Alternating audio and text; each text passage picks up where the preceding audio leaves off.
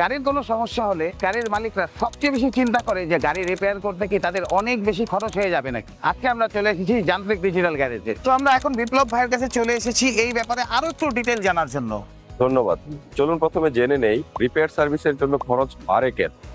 এক, সমস্যা আইডেন্টিফাই করার ব্যর্থতা। টেকনিশিয়ানরা ওর যে আসল সমস্যাটা ধরতে না পেরে অনুমান এবং আন্দাজের উপরে সমাধান দেয়, যে কারণে দেখা যায় যে কাজ করার পরেও সমস্যাটা সমাধান হয় না, পরে আবার সমস্যাটা সমাধান করার জন্য কাজ করে। তো এইভাবেই ট্রায়াল এন্ড এরর বেসিসে কাজটা চলতে থাকে, যে কারণে সময়ও বেশি লাগে, আবার সমস্যাটা সমাধান হইতেও খরচ বেড়ে যায়। অসততা হচ্ছে আরো একটি বড় সমস্যা। অসৎ টেকনিশিয়ানের পাল্লায় পড়লে নয় ছয় কথা বলে রিপেয়ারের প্রাইসটা অনেক বাড়িয়ে দেয়। যান্ত্রিকে কাজ করালে খরচ তো বাড়বেই না, উল্টো খরচ কমবে। আমরা যে কোনো মডেলের গাড়ির যে কোনো সমস্যাতেই সঠিক টেকনিশিয়ানের কাছে অ্যাসাইন করি। দুই, আমরা যে কাজ করি সেখানে আমরা একটা মিনিমাম মার্জিন ধরি।